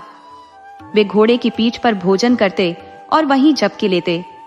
चिंता का बाल्यकाल युद्ध भूमि में ही बीता। उनके पिता उन्हें किसी गुफा में छिपाकर स्वयं रणक्षेत्र में चले जाते। निडर चिंता मिट्टी के किले बनाती और अपने घरौंदों को युद्ध भूमि में परिवर्तित करती। उनकी गुड़ियाएं नहीं होती, उनके खेल के पात्र सैनिक होते। एक बार उनके पिता 3 दिनों तक वापस नहीं लौटे।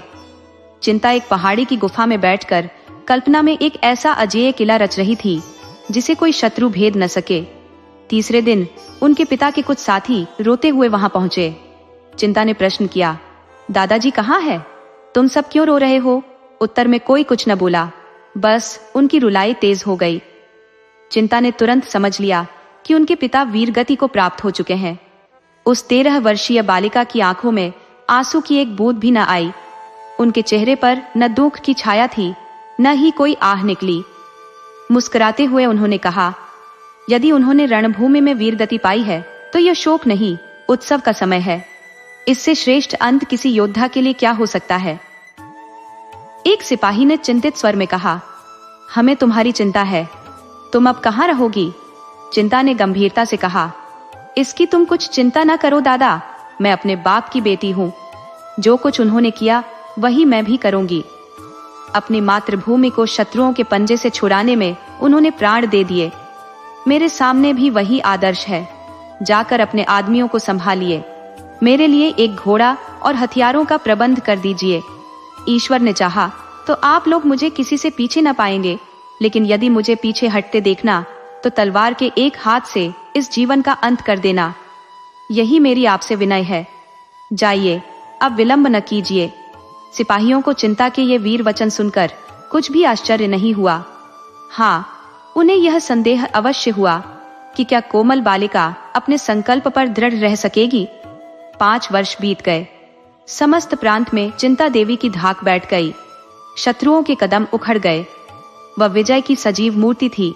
उसे तीरों और गोलियों के सामने निश्शंक खड़े देखकर सिपाहियों को उत्तेजना मिलती रहती थी। उसके सामने वे कैसे कदम पीछे हटाते। कोमलांगी युवती आगे बढ़े तो कौन पुरुष पीछे हटेगा। सुंदरियों के सम्मुख योद्धाओं की वीरता अजेय हो जाती है। रमणी के वचन बाण योद्धाओं के लिए आत्मसमर्पण के गुप्त संदेश हैं। उसकी एक चितवन कायरों में भी पुरुषत्व प्रवाहित कर देती है। चिंता की छवि कीर्ति ने मन चले सूरमाओं को चारों ओर से खींच खींच कर उसकी सेना को सजा दिया। जान पर खेलने वाले भौरे चारों ओर से आकर इस फूल पर मडराने लगे। इन्हीं योद्धाओं में रत्न सिंह नाम का एक युवक राजपूत भी था। यूं तो चिंता के सैनिकों में सभी तलवार के धनी थे। बात पर जान देने वाले, उसके इशारे पर आग में कूदने वाले, उसकी आज्ञा पाकर एक बार आकाश के तारे तोड़ लाने को भी चल पड़ते। किंतु रत्न सिंह सबसे बढ़ा हुआ था। चिंता भी हृदय में उससे प्रेम करती थी। रत्न सिंह अन्य वीरों की भांति अक्खड़, मुंहफट या घमंडी न था, और लोग अपनी अपनी कीर्ति को खूब बढ़ा बढ़ाकर बयान करते, आत्म प्रशंसा करते हुए उनकी जबान न रुकती थी। वे जो कुछ करते चिंता को दिखाने के लिए। उनका ध्येय अपना कर्तव्य न था, चिंता थी। रत्न सिंह जो कुछ करता शांत भाव से।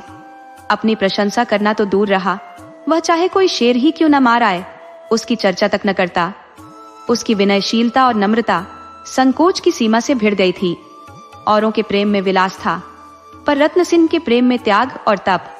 और लोग मीठी नींद सोते थे, पर रत्न सिंह तारे गिन गिन कर रात काटता था। और सब अपने दिल में समझते थे कि चिंता मेरी होगी। केवल रत्न सिंह निराश था, और इसलिए उसे किसी से न द्वेष था न राग। औरों को चिंता के सामने चहकते देखकर उसे उनकी वाक्पटुता पर आश्चर्य होता। प्रतिक्षण उसका निराशांधकार और भी घना हो जाता था। कभी कभी वह अपने बोधेपन पर झुंझला उठता। क्यों ईश्वर ने उसे उन गुणों से वंचित रखा जो रमणियों के चित्त को मोहित करते हैं? उसे कौन पूछेगा, उसकी मनोव्यथा को कौन जानता है? पर वह मन में झुंझला कर रह जाता था। दिखावे की उसकी सामर्थ्य ही न थी। आधी से अधिक रात बीत चुकी थी। चिंता अपने खेमे में विश्राम कर रही थी। सैनिक गण भी कड़ी मंजिल मारने के बाद कुछ खा पी कर गाफिल पड़े हुए थे। आगे एक घना जंगल था। जंगल के उस पार शत्रुओं का एक दल डेरा डाले पड़ा था। चिंता उसके आने की खबर पाकर भागा भाग चली आ रही थी। उसने प्रातःकाल शत्रुओं पर धावा करने का निश्चय कर लिया था। उसे विश्वास था कि शत्रुओं को मेरे आने की खबर न होगी, किंतु यह उसका भ्रम था। उसी की सेना का एक आदमी शत्रुओं से मिला हुआ था। यहाँ की खबरें वहां नित्य पहुंचती रहती थी। उन्होंने चिंता से निश्चिंत होने के लिए एक षड्यंत्र रच रखा था। उसकी गुप्त हत्या करने के लिए 3 साहसी सिपाहियों को नियुक्त कर दिया था। वे तीनों हिनौ पशुओं की भांति दबे पांव जंगल को पार करके आए और वृक्षों की आड़ में खड़े होकर सोचने लगे कि चिंता का खेमा कौन सा है। सारी सेना बेखबर सो रही थी। इससे उन्हें अपने कार्य की सिद्धि में लेश मात्र संदेह न था। वे वृक्षों की आड़ से निकले और जमीन पर मगर की तरह रेंगते हुए चिंता के खेमे की ओर चले। सारी सेना बेखबर सोती थी। पहरे के सिपाही थक कर चूर हो जाने के कारण निद्रा में मग्न हो गए हैं।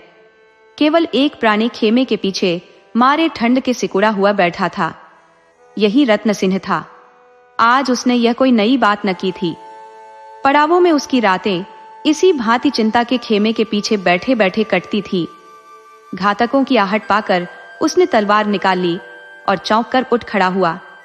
देखा, 3 आदमी झुके हुए चले आ रहे हैं। अब क्या करे? अगर शोर मचाता है तो सेना में खलबली पड़ जाए और अंधेरे में लोग एक दूसरे पर वार करके आपस ही में कट मरे। इधर अकेले 3 जवानों से भिड़ने में प्राणों का भय। अधिक सोचने का मौका न था। उसमें योद्धाओं की अविलंब निश्चय कर लेने की शक्ति थी। तुरंत तलवार खींच ली और उन तीनों पर टूट पड़ा। कई मिनट तक तलवारें छपाछप चलती रहीं। फिर सन्नाटा छा गया। उधर वे तीनों आहत होकर गिर पड़े, इधर यह भी जख्मों से चूर होकर अचेत हो गया। प्रातःकाल चिंता उठी तो चारों जवानों को भूमि पर पड़े पाया। उसका कलेजा ढाक से हो गया। समीप जाकर देखा, तीनों आक्रमणकारियों के प्राण निकल चुके थे, पर रत्न सिंह की सांस चल रही थी। सारी घटना समझ में आ गई। नारीत्व ने वीरत्व पर विजय पाई। जिन आंखों से पिता की मृत्यु पर आंसू की एक बूंद भी न गिरी थी, उन्हीं आंखों से आंसुओं की झड़ी लग गई। उसने रत्न सिंह का सिर अपनी जांघ पर रख लिया और हृदयांगन में रचे हुए स्वयंवर में उसके गले में जयमाल डाल दी। पूरा महीना बीत जाने के बाद रत्न सिंह की आंखें खुली। देखा, चारपाई पड़ी हुई है और चिंता सामने पंखा ली खड़ी है। क्षीण स्वर में बोला, चिंता, पंखा मुझे दे दो, तुम्हें कष्ट हो रहा है। चिंता का हृदय इस समय स्वर्ग के अखंड अपार सुख का अनुभव कर रहा था। 1 महीना पहले जिस जीर्ण शरीर के सिरहाने बैठी हुई वह नैराश्य से रोया करती थी, उसे आज बोलते देखकर आह्लाद का पारावार न था। उसने स्नेह मधुर स्वर में कहा, प्राणनाथ, यदि यह कष्ट है तो सुख क्या है मैं नहीं जानती। प्राणनाथ, इस संबोधन में विलक्षण मंत्र की सी शक्ति थी। रत्न सिंह की आंखें चमक उठी। जीर्ण मुद्रा प्रदीप्त हो गई। नसों में एक नए जीवन का संचार हो उठा। और वह जीवन कितना स्फूर्तिमय था। उसमें कितना उत्साह, कितना माधुर्य, कितना उल्लास और कितनी करुणा थी। रत्न सिंह के अंग अंग फड़कने लगे। उसे अपनी भुजाओं में अलौकिक पराक्रम का अनुभव होने लगा। ऐसा जान पड़ा मानो वह सारे संसार को सर कर सकता है, उड़कर आकाश पर पहुंच सकता है, पर्वतों को चीर सकता है।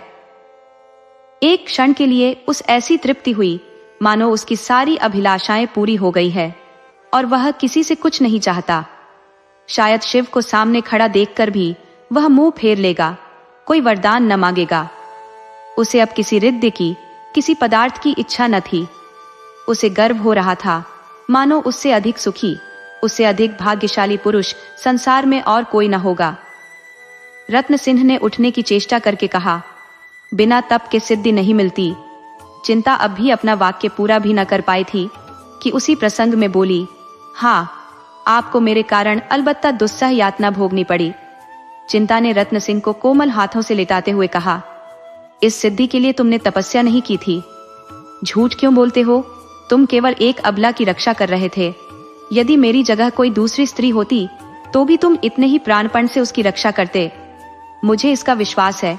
मैं तुमसे सत्य कहती हूँ, मैंने आजीवन ब्रह्मचारिणी रहने का प्रण कर लिया था, लेकिन तुम्हारे आत्मोत्सर्ग ने मेरे प्रण को तोड़ डाला। मेरा पालन योद्धाओं की गोद में हुआ है। मेरा हृदय उसी पुरुष सिंह के चरणों पर अर्पण हो सकता है जो प्राणों की बाजी खेल सकता हो। रसिकों के हास विलास, गुंडों के रूप रंग और फिकैतों के दामघात का मेरी दृष्टि में रत्ती भर भी मूल्य नहीं। उनकी नट विद्या को मैं केवल तमाशी की तरह देखती हूँ। तुम्हारे ही हृदय में मैंने सच्चा उत्सर्ग पाया और तुम्हारी दासी हो गई। आज से नहीं, बहुत दिनों से। प्रणय की पहली रात थी। चारों ओर सन्नाटा था। केवल दोनों प्रेमियों के हृदयों में अभिलाषाएं लहरा रही थी। चारों ओर अनुरागमयी चांदनी छिटकी हुई थी और उसकी हास्यमयी छटा में वर वधू प्रेमालाप कर रहे थे। सहसा खबर आई कि शत्रुओं की एक सेना किले की ओर बढ़ी चली आती है। चिंता चौंक पड़ी। रत्न सिंह खड़ा हो गया और खूंटी से लटकती हुई तलवार उतार ली। चिंता ने उसकी ओर कातर स्नेह की दृष्टि से देखकर कहा, कुछ आदमियों को उधर भेज दो, तुम्हारे जाने की क्या जरूरत है। रत्न सिंह ने बंदूक कंधों पर रखते हुए कहा, मुझे भय है कि अब की वे लोग बड़ी संख्या में आ रहे हैं। चिंता, तो मैं भी चलूंगी। नहीं, मुझे आशा है वे लोग ठहर न सकेंगे। मैं एक ही धावे में उनके कदम उखाड़ दूंगा। ये ईश्वर की इच्छा है कि हमारी प्रणय रात्रि विजय रात्रि हो। न जाने क्यों मन कातर हो रहा है, जाने देने को जी नहीं चाहता। रत्न सिंह ने इस सरल अनुरक्त आग्रह से वेहनल होकर चिंता को गले लगा लिया और बोले, मैं सवेरे तक लौट जाऊंगा प्रिय। चिंता पति के गले में हाथ डालकर आंखों में आंसू भरे हुए बोली, मुझे भय है तुम बहुत दिनों में लौटोगे। मेरा मन तुम्हारे साथ रहेगा। जाओ, पर रोज खबर भेजते रहना।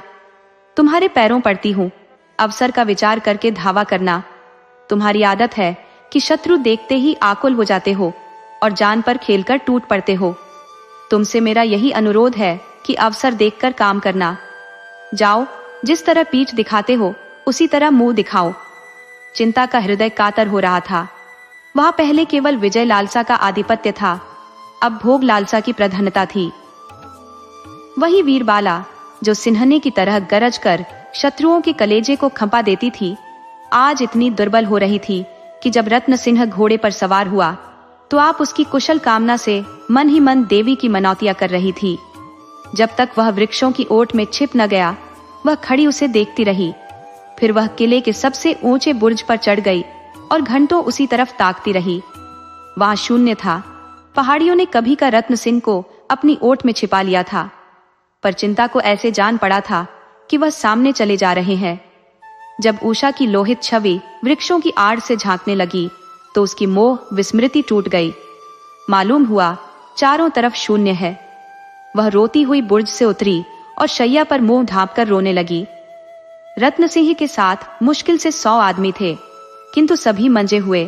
अवसर और संख्या को तुच्छ समझने वाले अपनी जान के दुश्मन वीरोल्लास से भरे हुए एक वीर रस पूर्ण पद गाते हुए घोड़ों को बढ़ाए चले जाते थे।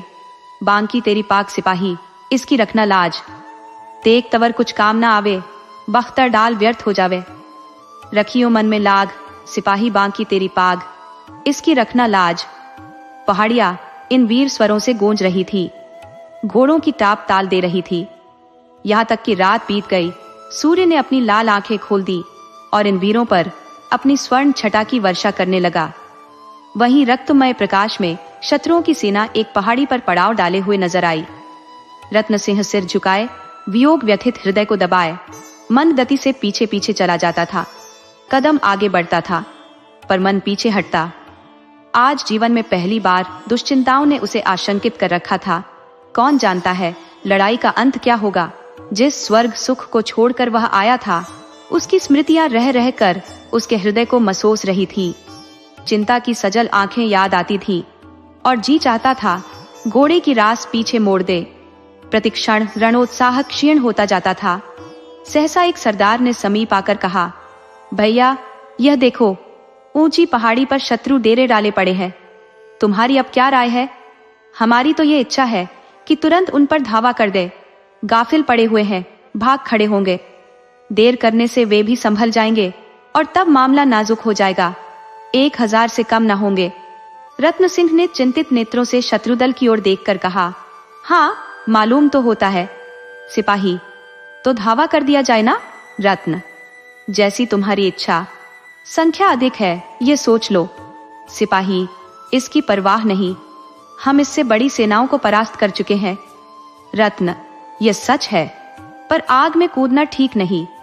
सिपाही, भैया तुम कहते क्या हो?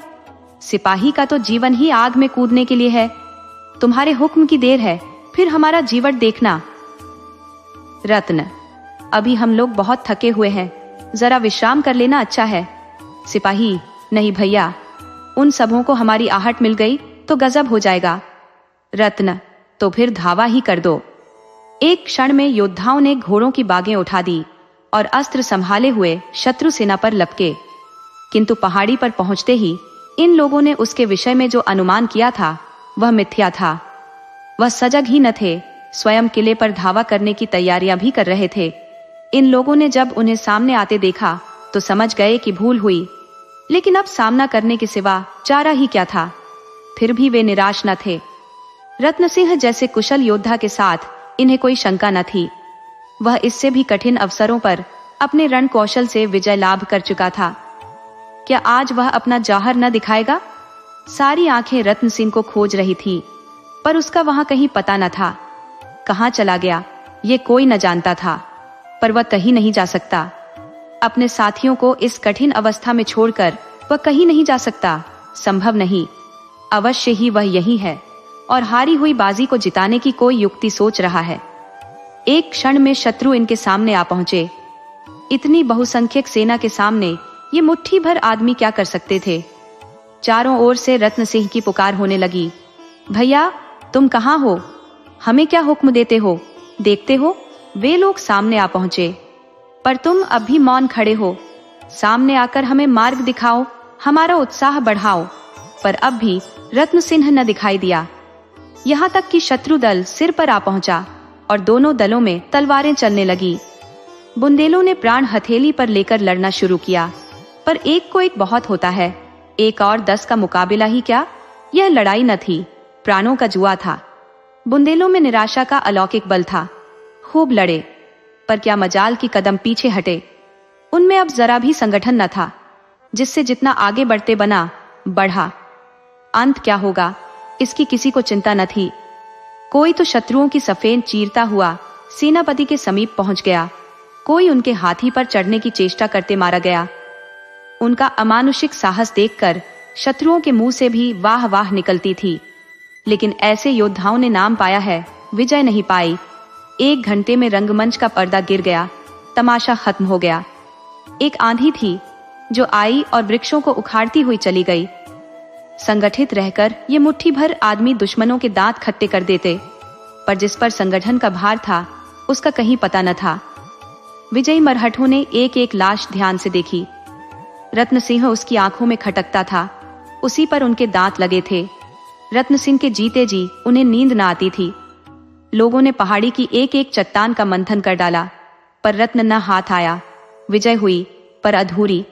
चिंता के हृदय में आज न जाने क्यों भांति भांति की शंकाएं उठ रही थी। वह कभी इतनी दुर्बल न थी। बुंदेलों की हार ही क्यों होगी, इसका कोई कारण तो वह न बता सकती थी, पर यह भावना उसके विकल हृदय से किसी तरह न निकलती थी। उस अभागिन के भाग्य में प्रेम का सुख भोगना लिखा होता तो क्या बचपन ही में मां मर जाती, पिता के साथ वन वन घूमना पड़ता, खोहों और कंदराओं में रहना पड़ता, और वह आश्रय भी तो बहुत दिन न रहा। पिता भी मुंह मोड़ कर चल दिए, तब से उसे एक दिन भी तो आराम से बैठना नसीब न हुआ। विधाता क्या अब अपना क्रूर कौतुक छोड़ देगा? आह, उसके दुर्बल हृदय में इस समय एक विचित्र भावना उत्पन्न हुई। ईश्वर उसके प्रियतम को आज सकुशल लाए तो वह उसे लेकर किसी दूर के गांव में जा बसेगी, पतिदेव की सेवा और आराधना में जीवन सफल करेगी, इस संग्राम से सदा के लिए मुंह मोड़ लेगी। आज पहली बार नारीत्व का भाव उसके मन में जागृत हुआ। संध्या हो गई थी। सूर्य भगवान किसी हारे हुए सिपाही की भांति मस्तक झुकाते कोई आड़ खोज रहे थे। सहसा एक सिपाही नंगे सिर, पांव निरस्त्र उसके सामने आकर खड़ा हो गया। चिंता पर वज्रपात हो गया। एक क्षण तक मरमाहत सी बैठी रही, फिर उठकर घबराई हुई सैनिक के पास आई और आतुर स्वर में पूछा, कौन कौन बचा? सैनिक ने कहा, कोई नहीं, कोई नहीं, कोई नहीं।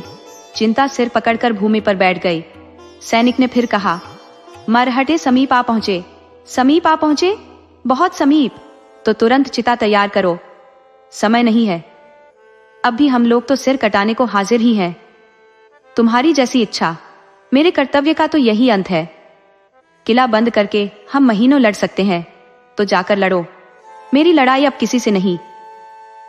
एक ओर अंधकार प्रकाश को पैरों तले कुचलता चला आता था, दूसरी ओर विजयी मरहटे लहराते हुए खेतों को, और किले में चिता बन रही थी।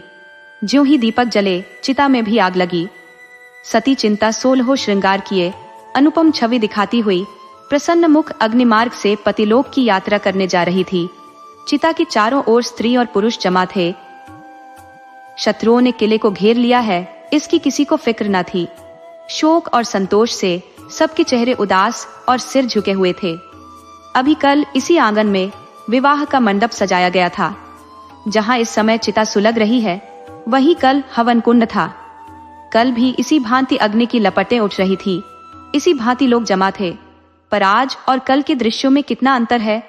हाँ, स्थूल नेत्रों के लिए अंतर हो सकता है, पर वास्तव में यह उसी यज्ञ की पूर्णाहुति है, उसी प्रतिज्ञा का पालन है। सहसा घोड़े की टापों की आवाजें सुनाई देने लगी। मालूम होता था कोई सिपाही घोड़े को सरपट भगाता चला आ रहा है। एक क्षण में टापों की आवाज बंद हो गई और एक सैनिक आंगन में दौड़ा हुआ आ पहुंचा। लोगों ने चकित होकर देखा, यह रत्न सिंह था। रत्न सिंह चिता के पास जाकर हांफता हुआ बोला, प्रिय, मैं तो अभी जीवित हूं, ये तुमने क्या कर डाला। चिता में आग लग चुकी थी। चिंता की साड़ी से अग्नि की ज्वाला निकल रही थी। रत्न सिंह उन्मत्त की भांति चिता में घुस गया और चिंता का हाथ पकड़कर उठाने लगा। लोगों ने चारों ओर से लपक लपक कर चिता की लकड़ियां हटानी शुरू की, पर चिंता ने पति की ओर आंख उठाकर भी न देखा, केवल हाथों से उसे हट जाने का संकेत किया। रत्न सिंह सिर पीट कर बोला, हाय प्रिय, तुम्हें क्या हो गया है? मेरी ओर देखती क्यों नहीं? मैं तो जीवित हूं। चिता से आवाज आई, तुम्हारा नाम रत्न सिंह है, पर तुम मेरे रत्न सिंह नहीं हो। तुम मेरी तरफ देखो तो मैं ही तुम्हारा दास, तुम्हारा उपासक, तुम्हारा पति हूं। मेरे पति ने वीर गति पाई। हाय, कैसे समझाऊं? अरे लोगों, किसी भांति अग्नि शांत करो। मैं रत्न सिंह ही हूं प्रिय, क्या तुम मुझे पहचानती नहीं हो? अग्निशिखा चिंता के मुख तक पहुंच गई। अग्नि में कमल खिल गया। चिंता स्पष्ट स्वर में बोली, खूब पहचानती हूं, तुम मेरे रत्न सिंह नहीं। मेरा रत्न सिंह सच्चा शूर था। वह आत्मरक्षा के लिए, इस तुच्छ देह को बचाने के लिए अपने क्षत्रिय धर्म का परित्याग न कर सकता था। मैं जिस पुरुष के चरणों की दासी बनी थी, वह देवलोक में विराजमान है। रत्न सिंह को बदनाम मत करो। वह वीर राजपूत था, रण क्षेत्र से भागने वाला कायर नहीं। अंतिम शब्द निकले ही थे कि अग्नि की ज्वाला चिंता के सिर के ऊपर जा पहुंची। फिर एक क्षण में वह अनुपम रूप राशि, वह आदर्श वीरता की उपासिका, वह सच्ची सती अग्नि राशि में विलीन हो गई। रत्न सिंह चुपचाप हदबुद्धि सा खड़ा यह शोकमय दृश्य देखता रहा। फिर अचानक एक ठंडी सांस खींचकर उसी चिता में कूद पड़ा।